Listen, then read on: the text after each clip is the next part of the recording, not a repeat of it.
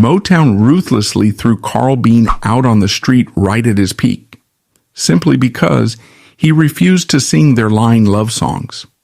They blacklisted him to protect the straight facade of their other R&B superstars. But tragedy struck with absolute cruelty. When AIDS swept through, those closeted heartthrobs began to fall. The industry instantly discarded them, forging their death certificates as pneumonia or heart failure, leaving them to die in such profound isolation that even their own families refused to claim their bodies. Ironically, the only person who dared to step into those quarantined, death-reeking hospital rooms was Carl Bean. The outcast rejected by showbiz for daring to live his truth was the one who personally closed their eyes and dug graves for hundreds of colleagues who had cowardly turned their backs on him. They stripped Carl of his microphone, but this very body collector ended up holding the darkest, dirtiest ledger of death that Hollywood desperately wanted to bury forever. Carl Bean was born on May 26, 1944, in Baltimore, Maryland. Because his parents were only 15 and 16 years old at the time of his birth, he was raised not in a traditional nuclear household, but by a close-knit network of extended family and neighborhood residents. For the young boy, the local church served as the absolute center of his world. It was here that Bean first discovered his profound vocal aptitude. He joined the choir, learning the intricate mechanics of gospel music, the complex harmonies, the precise breath control, and the emotional delivery required to move a congregation. His voice earned him deep respect, and the church became his primary sanctuary and support system. However, when Bean was 13 or 14 years old, this sanctuary violently rejected him. His homosexuality was discovered by his family and his congregation. Despite the gospel songs of unconditional love he sang every Sunday, the reaction from his community was immediate, and absolute. The neighbors who had helped raise him and the religious leaders who had nurtured his talent completely turned their backs. He was abruptly ostracized from the only world he had ever known. The psychological weight of this sudden total abandonment devastated the teenager. Stripped of his family and his faith community, Bean experienced a severe emotional collapse and attempted suicide. He survived, and during his subsequent hospitalization, his life took a critical pivot. He was treated by a psychiatrist who, going against the prevailing medical prejudices of the time, did not attempt to cure his sexuality. Instead, the doctor helped the teenager dismantle the internalized homophobia instilled by his church. Through therapy, Bean realized that the flaw lay not in his inherent identity, but in the conditional, highly flawed love offered by his community. He learned to rebuild his self-worth entirely independent of external religious validation. Carrying the emotional scars of his exile, but armed with a newly forged self-acceptance, Bean recognized that remaining in Baltimore was no longer tenable. At 16, he left his hometown for New York City, determined to survive using his only tangible asset, his voice. He spent the next decade embedded in the grueling gospel touring circuit, lending his powerful vocals to traveling choirs and backing ensembles across the country. In 1972, at the age of 28, he moved to Los Angeles, California, to transition into secular music. He arrived in the entertainment capital as a man who had already survived the absolute worst consequences of living his truth. The profound trauma of his adolescence and his vital psychiatric recovery had forged an unbreakable personal philosophy. He entered the recording industry knowing exactly who he was, carrying a silent but ironclad determination. He would rather face total material loss than ever again participate in a life built on falsehoods. the transition from the additional gospel circuit to the secular music industry of Los Angeles in the early 1970s required a fundamental recalibration for any vocalist. For Carl Bean, arriving in California in 1972 meant navigating a highly competitive landscape defined by shifting cultural tastes and corporate consolidation. Los Angeles had recently usurped New York and Detroit as the primary epicenter of the American recording industry. Major labels were establishing massive headquarters in the city, drawn by the convergence of the television, film, and music businesses. In this environment, vocal talent alone was insufficient for success. An artist had to possess a sound that aligned with the precise demographic targets of the record companies. During this period, the American music market was experiencing a seismic transition. The driving, politically charged soul music and the heavily orchestrated rhythm and blues that had dominated the late 1960s and early 1970s were beginning to share market space with a new, rapidly expanding sonic phenomenon. Emerging initially from the underground, marginalized nightlife networks of Black and Latino LGBTQ plus communities in urban centers, this new genre was characterized by a relentless four-on-the-floor beat, syncopated bass lines, and sweeping orchestral arrangements. It was the genesis of disco. By the mid-1970s, disco was no longer confined to underground lofts. It was rapidly evolving into a multi-million-dollar global industry.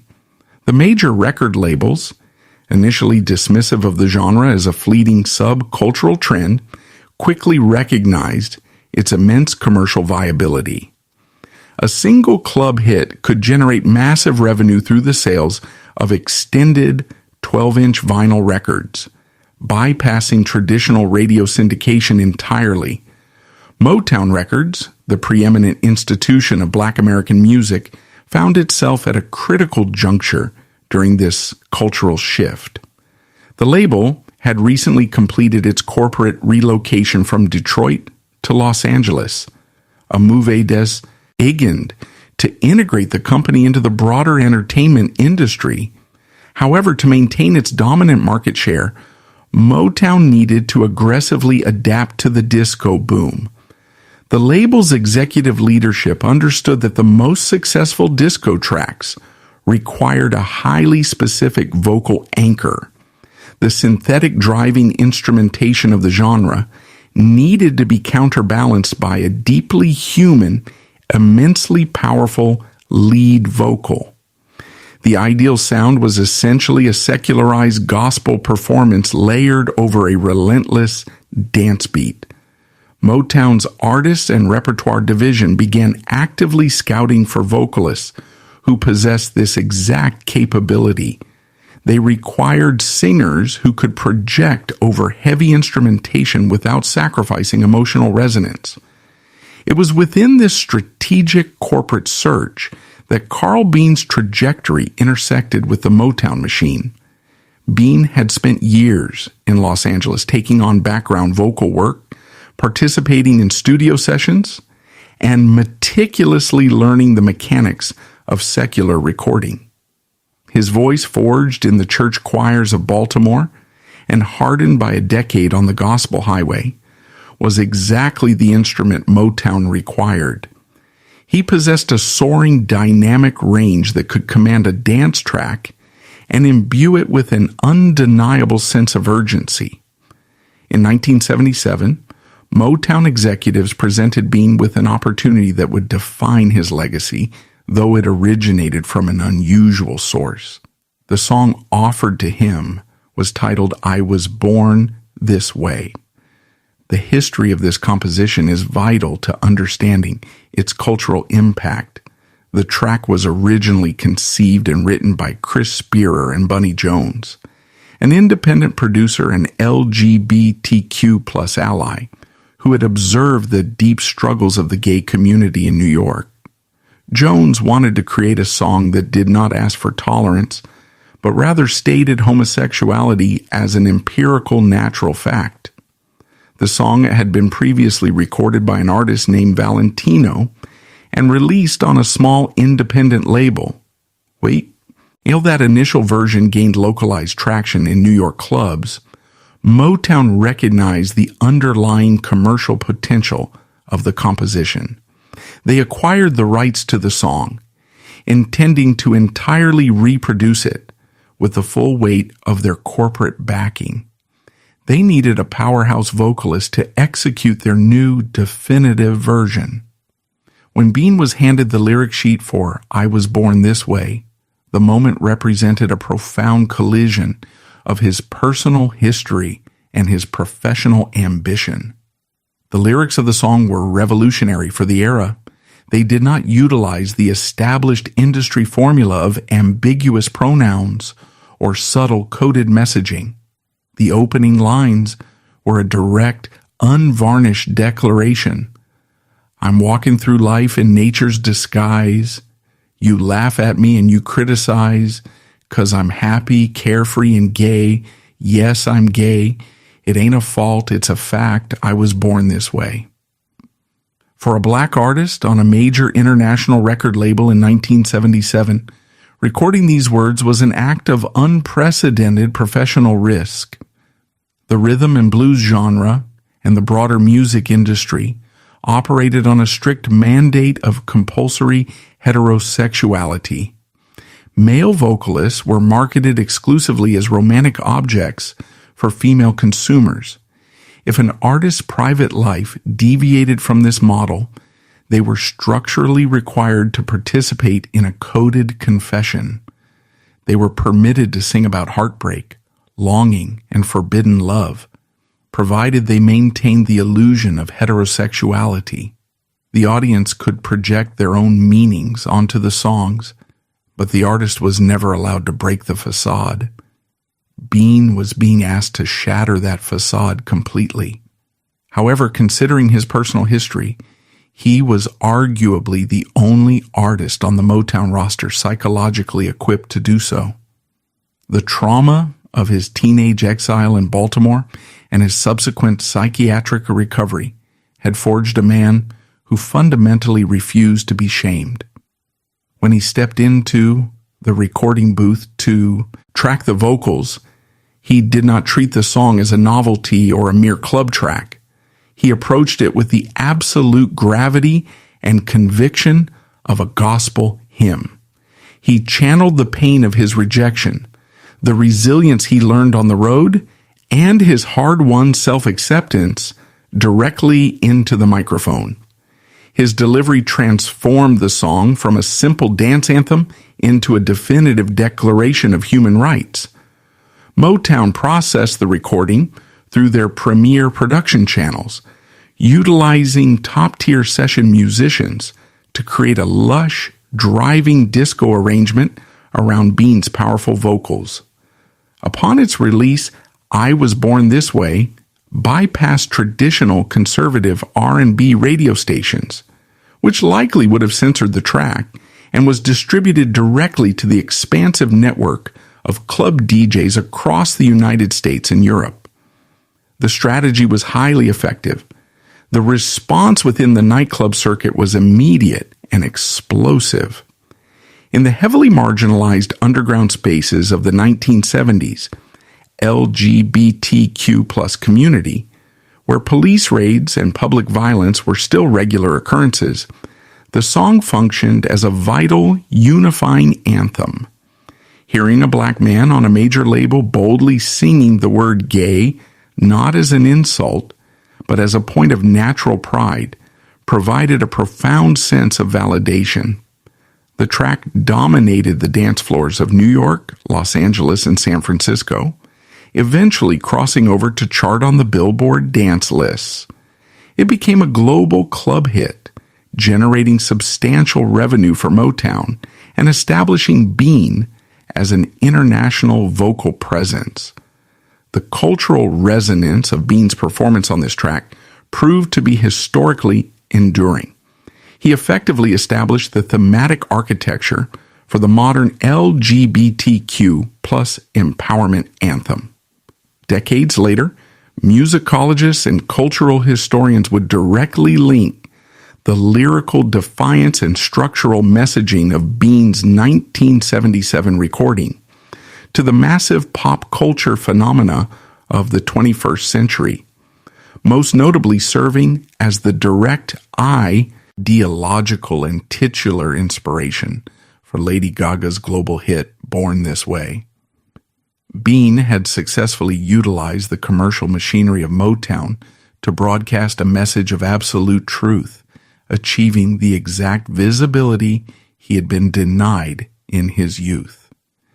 In the immediate aftermath of the single's release, Carl Bean stood at the absolute peak of his recording career.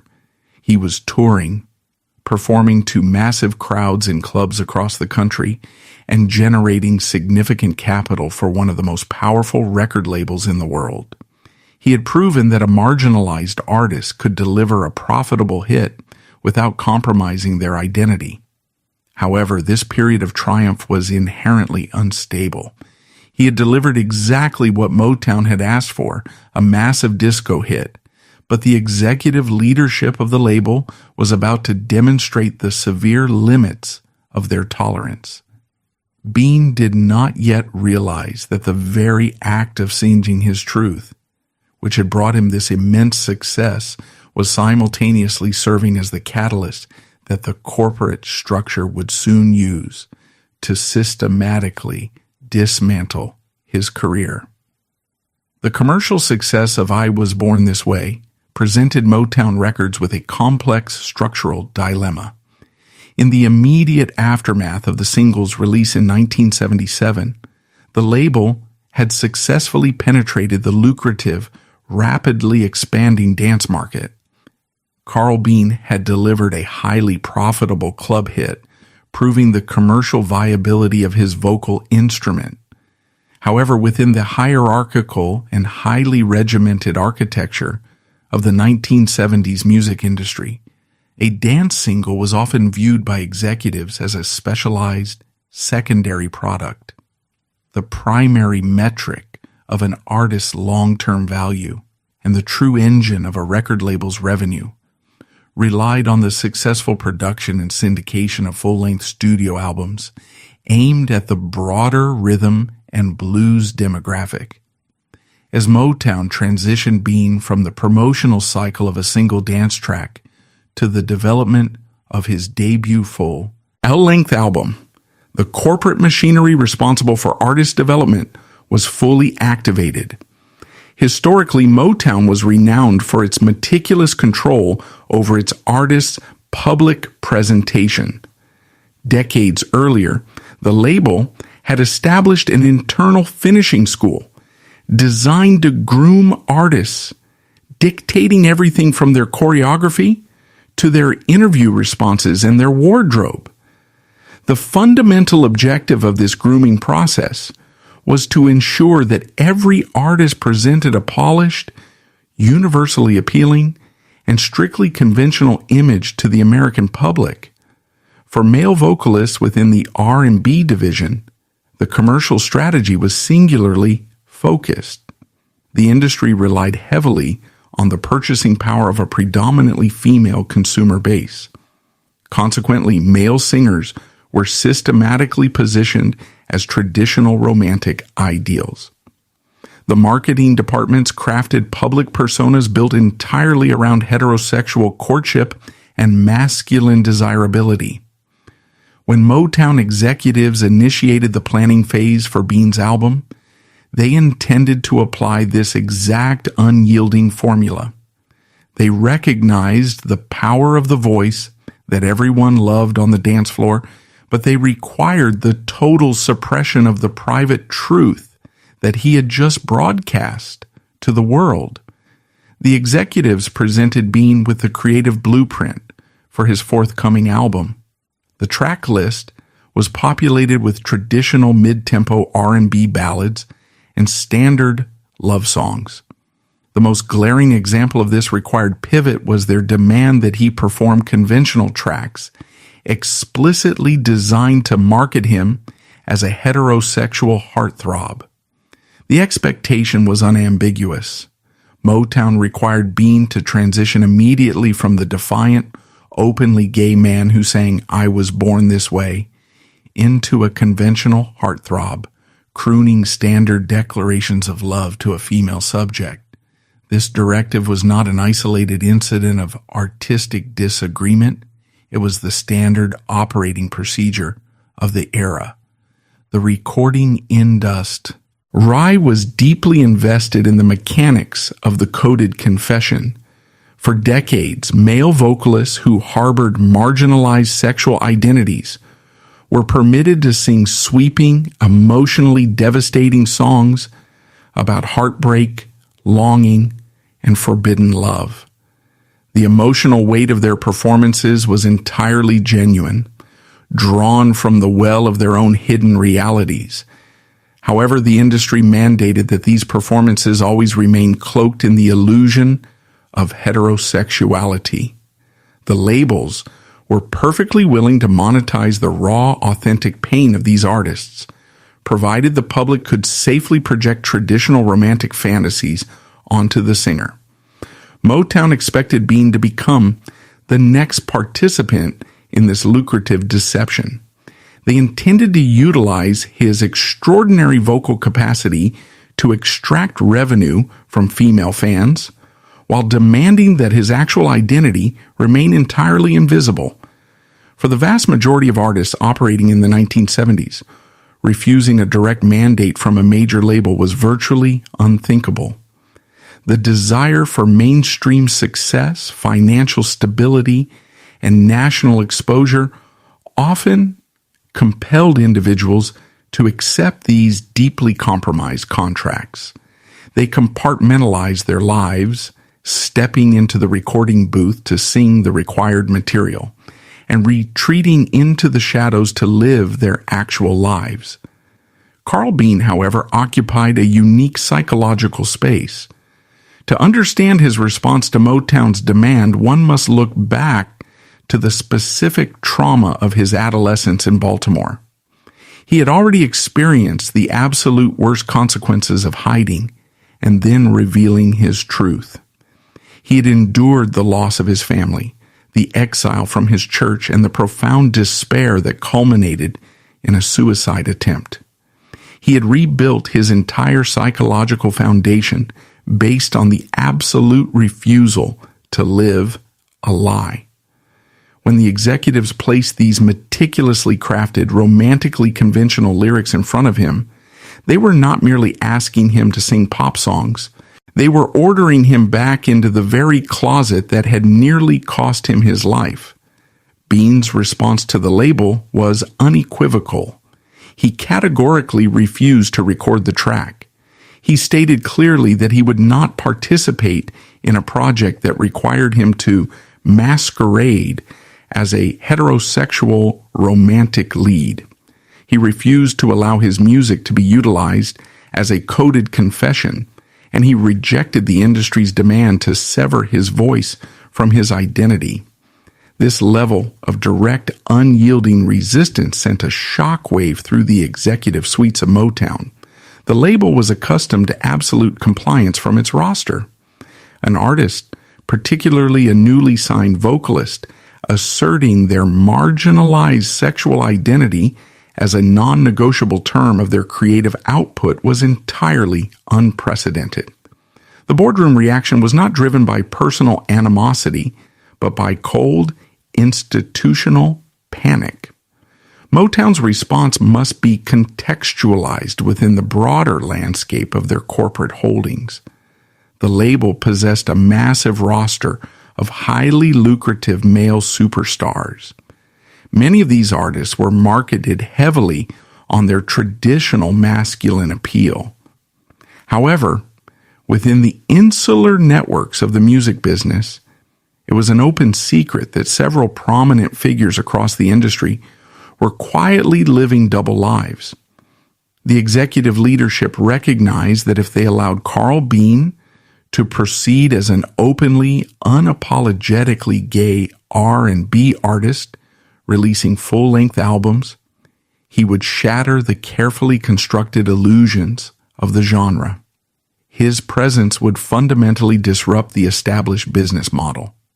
Furthermore, executives feared that cultivating a highly visible gay artist might draw unwanted journalistic scrutiny toward the private lives of their other, significantly more profitable stars. The corporate calculation was made swiftly. The R&B machine determined that the preservation of its established heteronormative marketing formula was infinitely more valuable than the vocal genius of one individual. They chose to protect the system. The retaliation against Bean was executed with the quiet, bureaucratic efficiency characteristic of major corporate entities. There was no public firing or highly publicized contract dispute. Instead, Motown instituted a comprehensive and devastating blacklist. The process of shelving an artist is a methodical suffocation of their career. First, the label completely froze the production and release schedule for Bean's full-length album. The recordings he had completed were locked away in the corporate vaults, ensuring they would not reach the consumer market. Subsequently, Motown immediately drained all allocated promotional budgets associated with his name.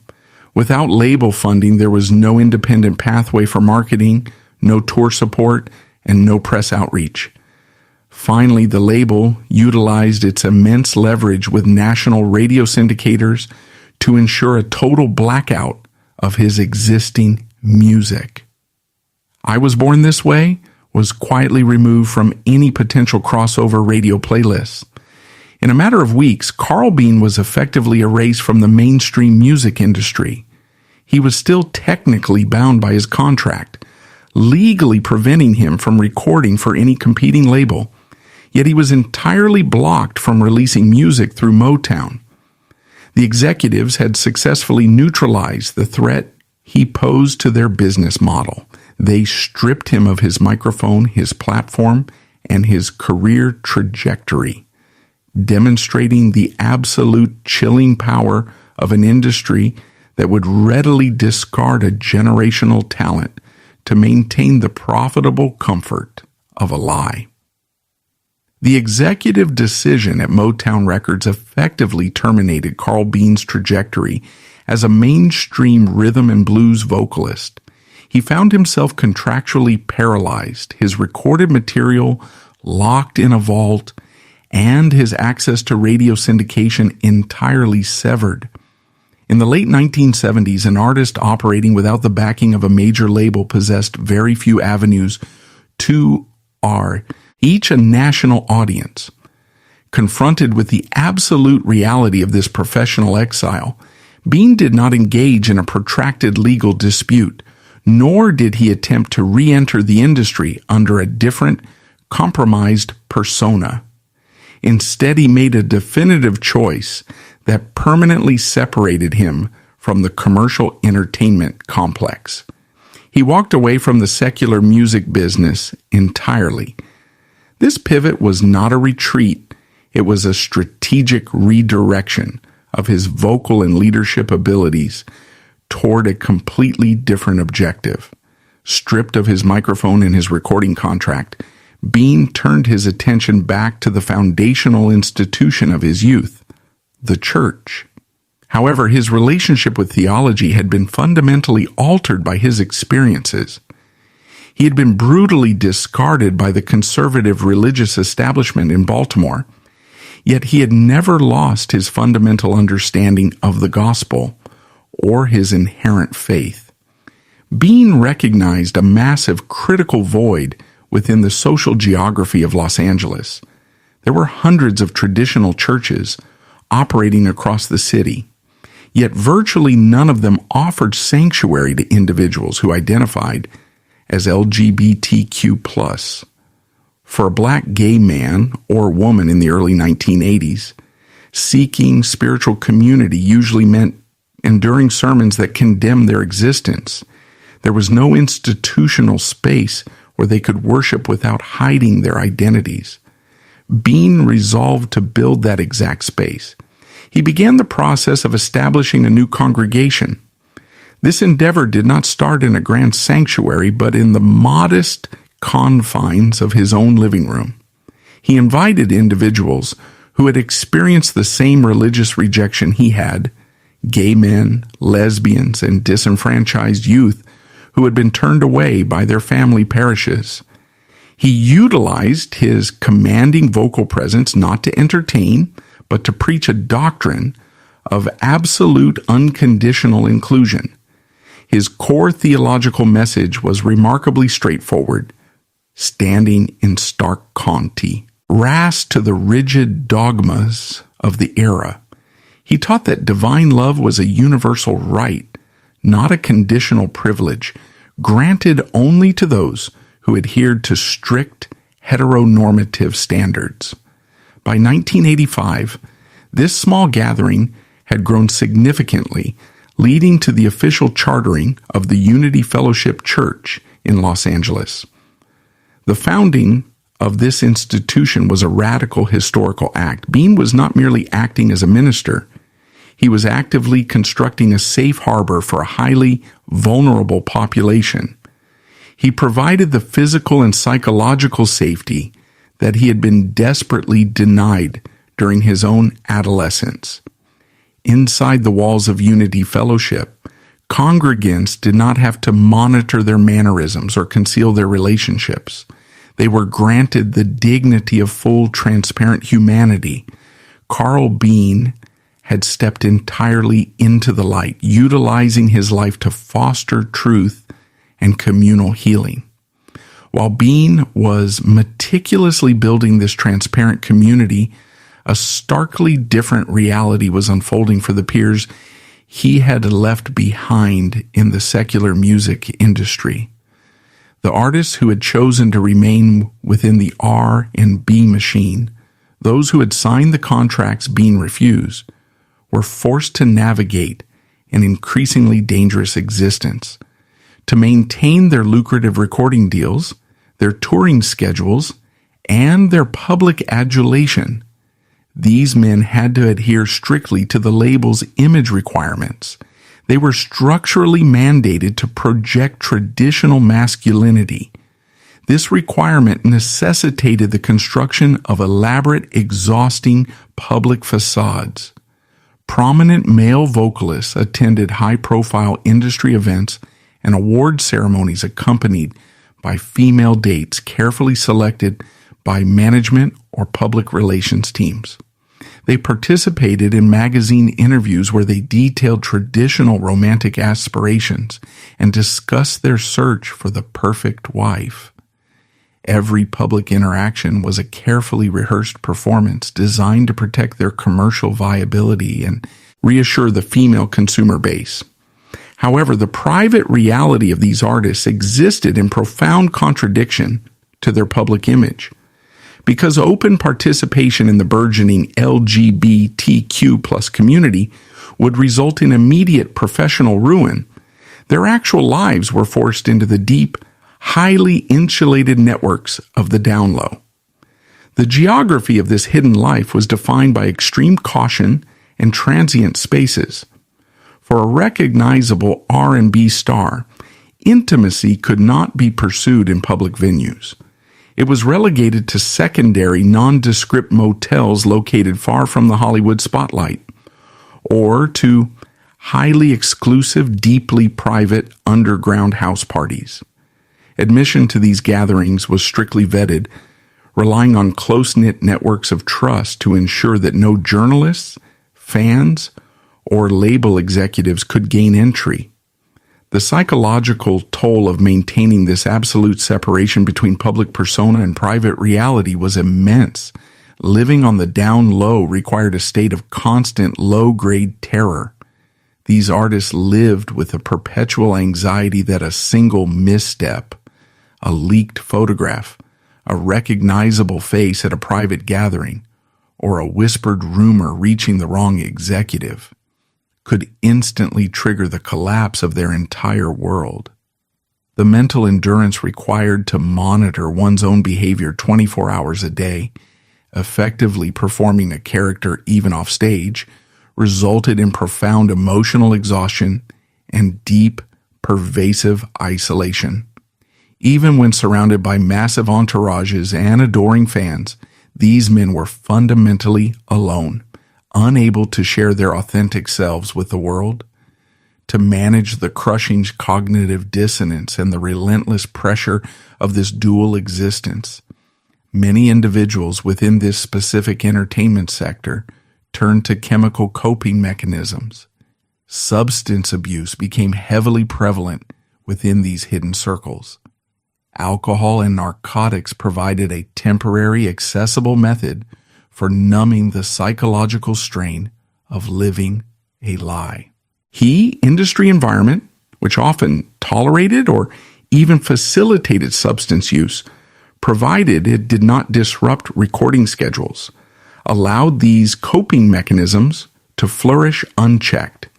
Tragically, this specific combination of sociological and psychological factors was quietly structuring a catastrophic biological vulnerability. The major record labels, through their strict enforcement of a straight public image, had inadvertently forced a significant segment of their workforce into a highly secretive, insulated subculture. The reliance on clandestine, transient locations for intimate encounters, combined with the compromised judgment that frequently accompanied widespread substance use, created a perfect epidemiological incubator. When the human immunodeficiency virus first entered the American population in the early 1980s, it found a uniquely susceptible environment within the hidden networks of the music industry. Because the men operating on the down low were structurally forced to remain entirely invisible from the broader society and from traditional medical support systems, the pathogen could circulate silently and rapidly. There was no public health outreach directed at this specific hidden demographic, and the intense fear of exposure prevented these individuals from seeking early medical intervention or sharing information about emerging symptoms. The corporate demand for an unblemished traditional image had not merely compromised the integrity of the artists. It had established the precise, highly insulated conditions required for a new, unknown virus to spread undetected, setting the stage for an unprecedented and devastating medical crisis.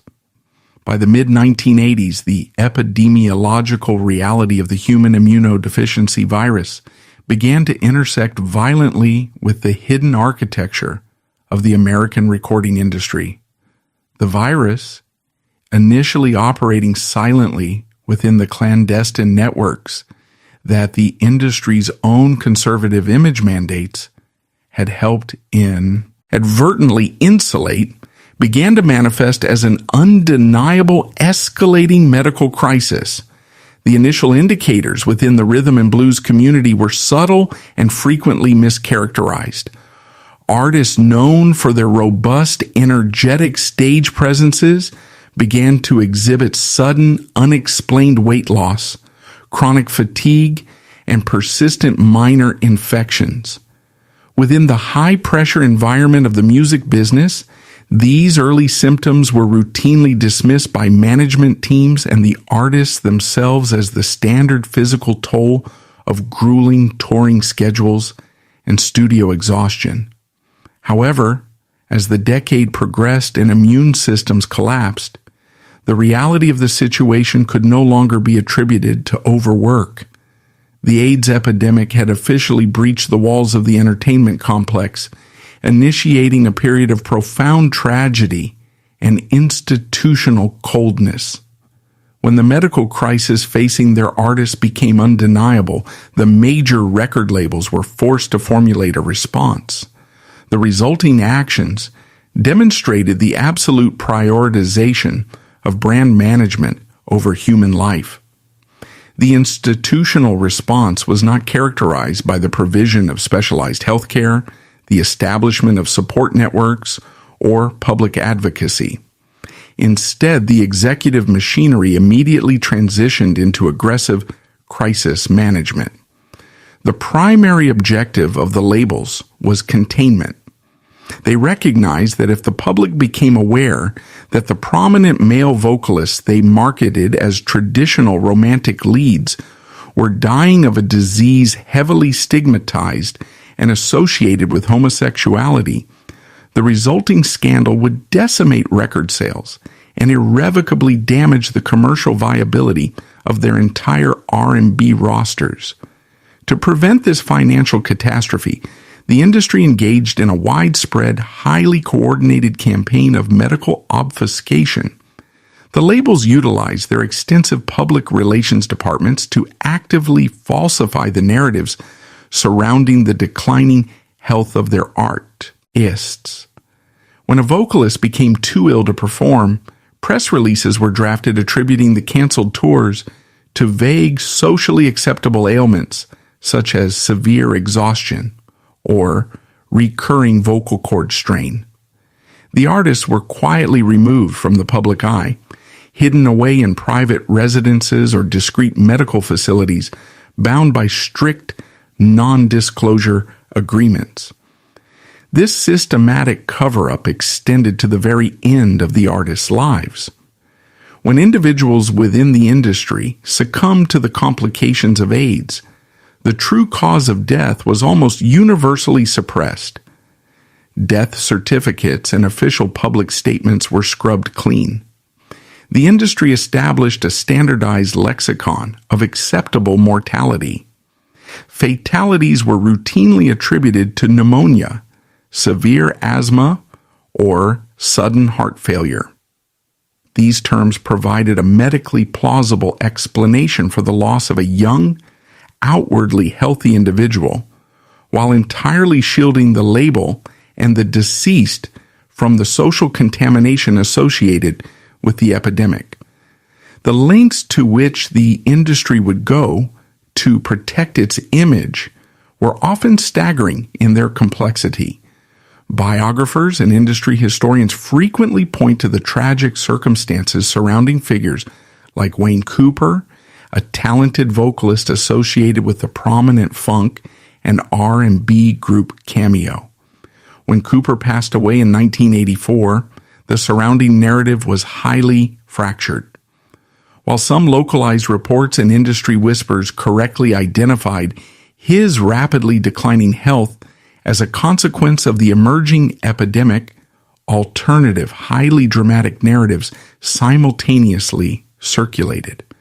Among these was a persistent rumor that his death was the result of a sudden tragic plane crash. Whether such rumors were actively seeded by public relations teams to distract from the truth, or whether they simply emerged from the vacuum of reliable information created by the industry's silence, the effect was the same. The focus was diverted away from the decal reality of the virus, successfully protecting the hyper-masculine commercial brand of the funk genre while completely erasing the actual circumstances of the artist's suffering. However, the cold-bloodedness of this era was not exclusively the domain of corporate entities.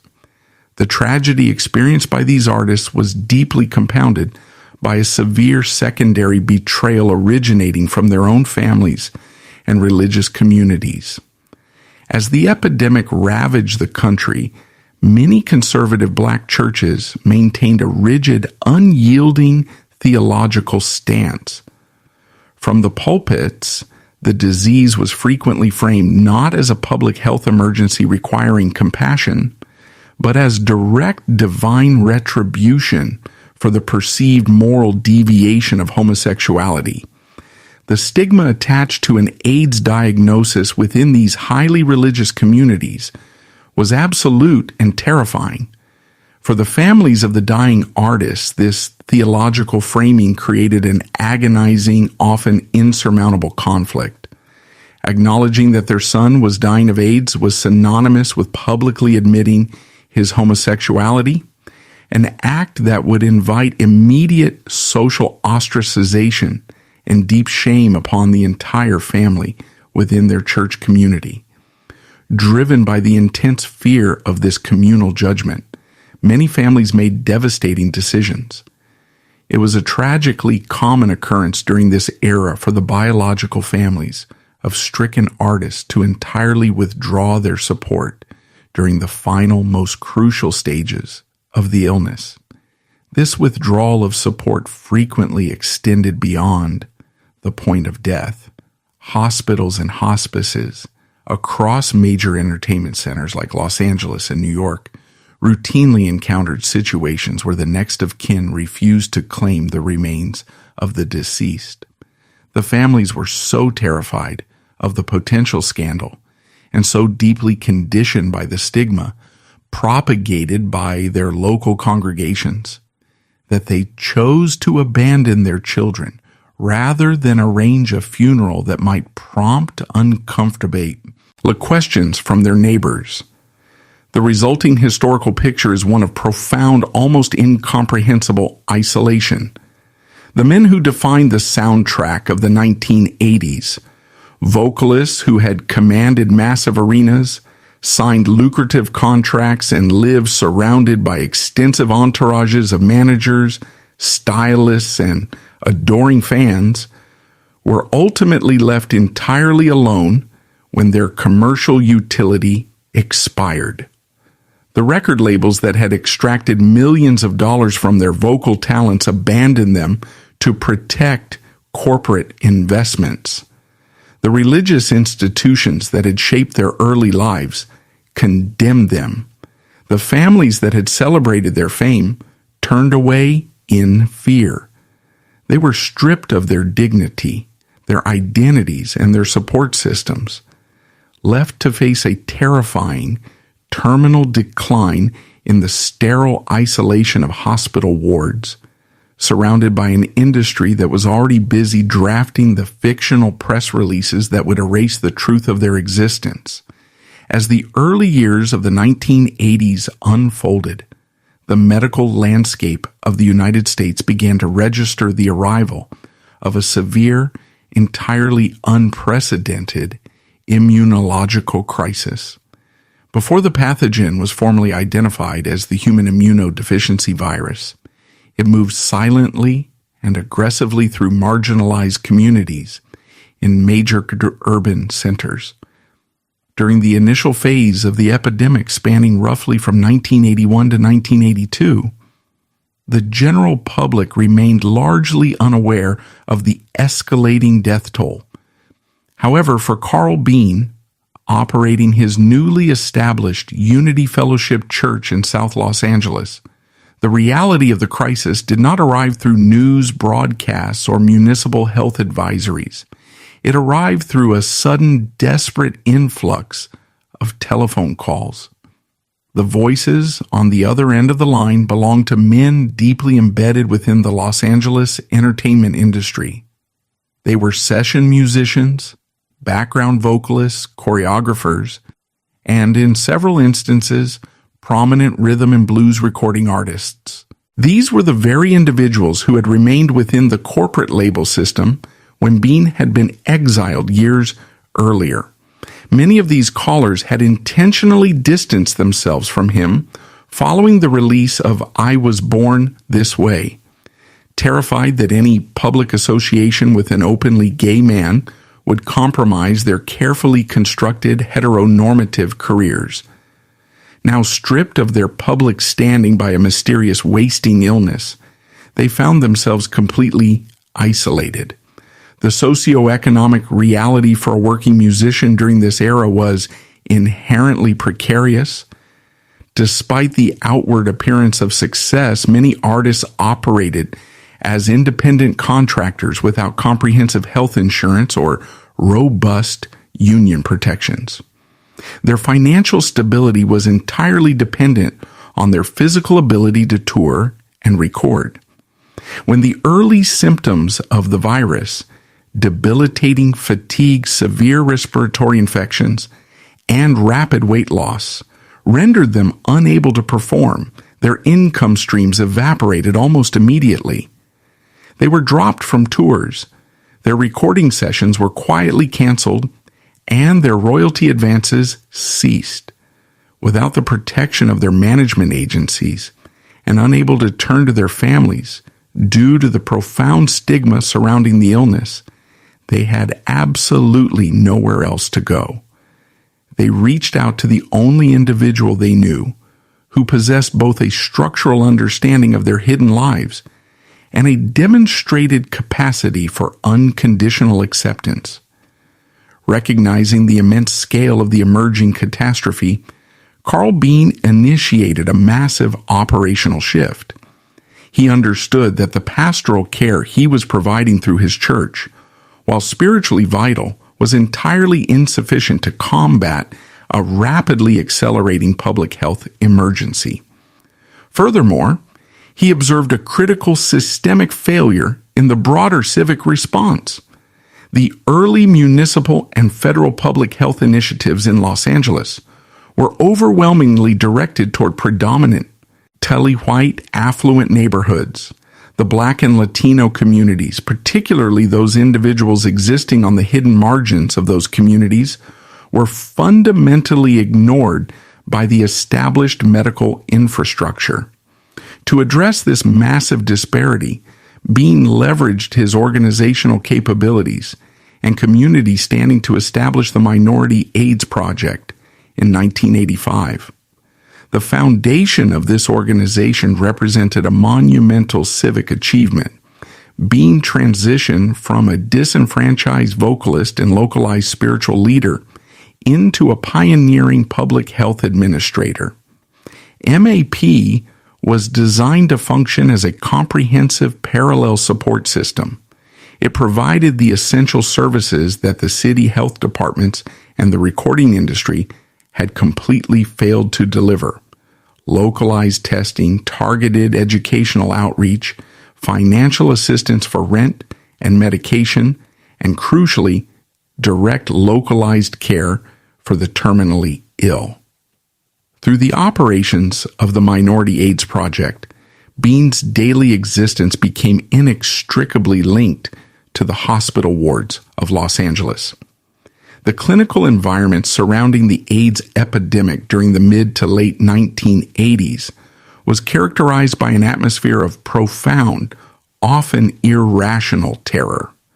Because the exact mechanisms of viral transmission were poorly understood by the general public, and initially by many within the medical community, hospitals frequently implemented extreme isolation protocols.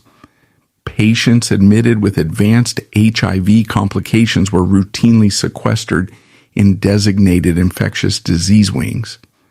Historical accounts and direct testimonies from this specific period paint a harrowing picture of these environments. The stigma associated with the disease was so pervasive that it frequently compromised the delivery of basic medical care. It was a documented, tragic reality that some nurses and hospital orderlies, driven by the intense fear of casual contagion, refused to cross the thresholds of the patient's rooms. Our staff would don heavy, restrictive protective gear for the most basic interactions, further dehumanizing the individuals in their care. In the most severe instances of institutional neglect, meal trays were not brought to the bedsides. They were simply slid across the floor into the room or left in the hallway outside closed doors. The patients were not merely dying of a complex immunological failure. They were being systematically starved of basic human contact and dignity. It was into this atmosphere of clinical terror and profound isolation that Carl Bean intervened directly. While the corporate executives who had profited from these artists remained safely insulated in their boardrooms, drafting the press releases that would conceal the true nature of the illness, the man they had blacklisted walked the hospital corridors. Bean bypassed the isolation protocols to sit directly at the bedsides of his former colleagues. He did not wear gloves or protective masks when he interacted with them. He understood that beyond the desperate need for medical intervention, these men were suffering from a terminal deficit of human touch. Eyewitness accounts from volunteers and medical professionals who observed Bean during this era detail his quiet, unyielding presence. He spent countless hours in sterile hospital rooms, holding the hands of men whose bodies had been ravaged by Kaposi's sarcoma lesions or who were suffocating from pneumocystis pneumonia. He provided physical comfort, pastoral reassurance, and a listening ear to individuals who had spent their entire adult lives performing for others. He bathed them, fed them, and offered the unconditional embrace that their families, their churches, and their industry had violently withdrawn. In the final, agonizing stages of their lives, when they had been stripped of their fame, their wealth, and their physical strength, Carl Bean ensured that they did not face mortality in total isolation. However, Bean's responsibilities did not end when a patient passed away. The systemic abandonment experienced by these artists frequently extended into the post-mortem phase. As the death toll within the entertainment sector mounted, a secondary crisis emerged regarding the claiming and burial of the remains. Because the major record labels actively distanced themselves from the deceased the moment the fabricated press releases were issued, the logistical and financial burden of the funeral arrangements fell into a void. Furthermore, the intense sociological fear generated by conservative religious doctrines led many biological families to refuse to claim the bodies of their sons, terrified that arranging a funeral would expose the truth of their child's sexuality and cause of death to their local communities. Faced with the grim reality of overflowing municipal morgues and the prospect of these artists being buried in unmarked indigent graves, Bean expanded the function of his ministry once again. The Unity Fellowship Church was transformed into a sanctuary for the dead. Bean utilized the limited financial resources of his organization to claim the abandoned remains. He personally took on the responsibility of organizing the funeral services and directing the burials. Within the cultural tradition of the Black church, the funeral, often referred to as a homegoing service, is a profound, highly significant rite of passage. It is designed to celebrate the life of the deceased, restore their dignity, and provide communal closure. To be denied a homegoing is considered a severe, final insult. Bean recognized the absolute necessity of providing this specific cultural and spiritual closure for the men the industry had discarded. He stood at his pulpit week after week, delivering eulogies for musicians, choreographers, and vocalists whose true lives could never be spoken of in the mainstream press. He restored their dignity in death, acknowledging their artistry, their humanity, and the tragic system, cruelty that had defined their final years. Over the course of the late 1980s and into the 1990s, he conducted the funeral rites for hundreds of individuals. The historical irony of this era is profound and devastating. The very same men who, years earlier, had been too terrified of industry retribution to stand on a stage next to Carl Bean or to be photographed in his presence, ultimately found themselves entirely dependent on his mercy. The major labels had utilized their immense corporate power to silence Bean's voice, ensuring that he could not disrupt their highly profitable heteronormative business model. Yet, as the epidemic systematically dismantled that very model, the labels retreated into cowardly silence. They abandoned their artists to the plague, leaving the exiled, blacklisted singer to physically gather the remains.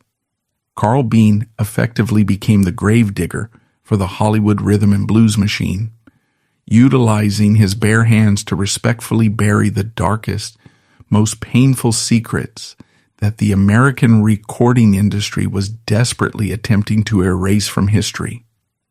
As the 1990s transitioned into the 2000s, the immediate terminal crisis of the HIV/AIDS epidemic began to shift within the United States due to the introduction of advanced antiretroviral therapies.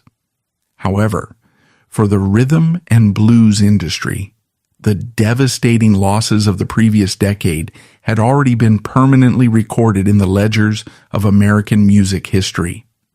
In the aftermath of this immense human toll, the major record labels engaged in a highly lucrative process of posthumous catalog management.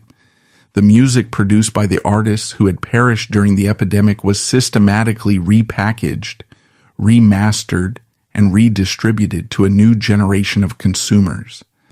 The corporate approach to this era of R&B history was characterized by a profound selective amnesia. The labels successfully commercialized the nostalgia of the 1970s and 1980s, releasing expansive greatest hits compilations and licensing the most recognizable love songs for use in major motion pictures and national television advertising campaigns. During the high-profile industry award ceremonies, sanitized, highly choreographed tributes were frequently organized to honor the deceased vocalists. While these highly choreographed tributes celebrated the unparalleled vocal talents and cultural contributions of the deceased, they simultaneously glorified polished, manufactured idols. The industry meticulously maintained its fabricated narratives, conveniently burying the agonizing, isolated realities of the men beneath the fame. While the entertainment conglomerates continued to generate millions of dollars from the legacies of the dead, Carl Bean quietly maintained his position as the sole custodian of the unvarnished historical truth. Operating from his church and the headquarters of the Minority AIDS Project in Los Angeles, he possessed the most comprehensive, direct knowledge of the systemic cruelties that had defined the era. He knew the precise names omitted from the public tributes, the locations of the unmarked graves, and the true devastating circumstances surrounding the carefully coded death certificates. Yet for decades, Bean demonstrated a remarkable, dignified restraint. He did not seek out tabloid journalists, nor did he attempt to leverage his intimate knowledge of the industry's darkest secrets for personal financial gain or media attention. His silence regarding specific individuals was not born of fear, but of an absolute, unwavering respect for the dead. He understood that many of these men had spent their entire lives terrified of public exposure, and he refused to violate their privacy posthumously merely to generate a scandal. However, as the 21st century advanced, bringing with it significant shifts in cultural awareness and an increasing demand for historical accountability, Bean recognized the necessity of establishing a formal, permanent record. The generations born after the height of the epidemic needed to understand the true cost of the music they consumed. In 2010, he published his autobiography, I Was Born This Way. The book did not function as a sensationalized industry expose. Instead, it served as a grounded, vital historical document. It explicitly laid bare the structural mechanics of the recording industry during his era, the strict enforcement of heteronormative marketing, the psychological damage inflicted by the down-low networks, and the subsequent catastrophic intersection of corporate negligence and the AIDS crisis. By publishing his account, Bean ensured that the systemic history of the Black LGBTQ plus experience within the entertainment industry was permanently archived, preventing the labels from entirely rewriting the legacy of the era. In recognition of his decades of unyielding public health service and his pioneering advocacy, the broader medical and civic communities eventually bestowed upon him the honors that the music industry had historically denied. The AIDS Healthcare Foundation, recognizing his monumental role in managing the crisis when municipal systems failed, established a specialized permanent care facility in Los Angeles named the Carl Bean House. This institution provided hospice care and comprehensive medical support for individuals living with HIV/AIDS. The naming of a medical facility after an openly gay black man who had been exiled by the entertainment industry represented a profound historical vindication. It physically cemented his legacy not merely as a singer, but as a foundational pillar of public health in California. On September 7th, 2021, Carl Bean passed away in Los Angeles at the age of 77. The circumstances of his life and his death stand in absolute stark contrast to the tragic fates of the colleagues he had left behind at Motown decades earlier.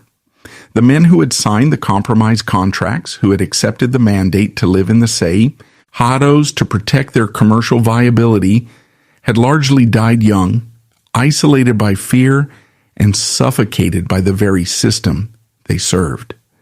Bean, by choosing the devastating but authentic path of immediate exile, secured the right to live a long, fully transparent life surrounded by a community built on genuine, unconditional acceptance.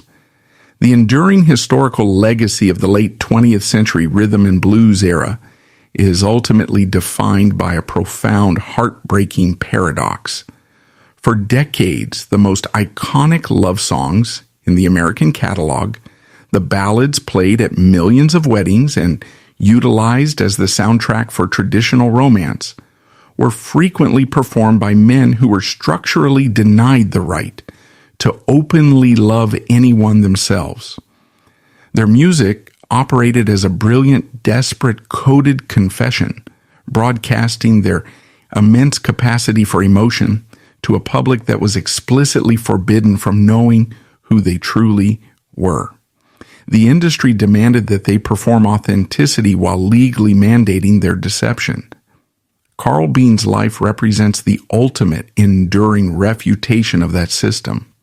He possessed the exact vocal genius required to become one of the most profitable voices of his generation. He could have easily participated in the lucrative illusion. Instead, he utilized his moment in the spotlight to deliver a definitive, unalterable statement of human truth, and then walked away from the machinery when it demanded his silence. He traded the fleeting, conditional adoration of the mainstream record-buying public for the grueling, unrecognized labor of burying the dead and caring for the discarded. The corporate structures of the music industry possess the power to freeze his promotional budgets, ban his records from the radio, and falsify the medical histories of his peers. But as the decades pass and the sanitized press releases fade into irrelevance, the undeniable truth of the era belongs entirely to the man who refused to compromise. The system could buy everything, but it could never buy the silence of the man who stayed behind to gather the remains,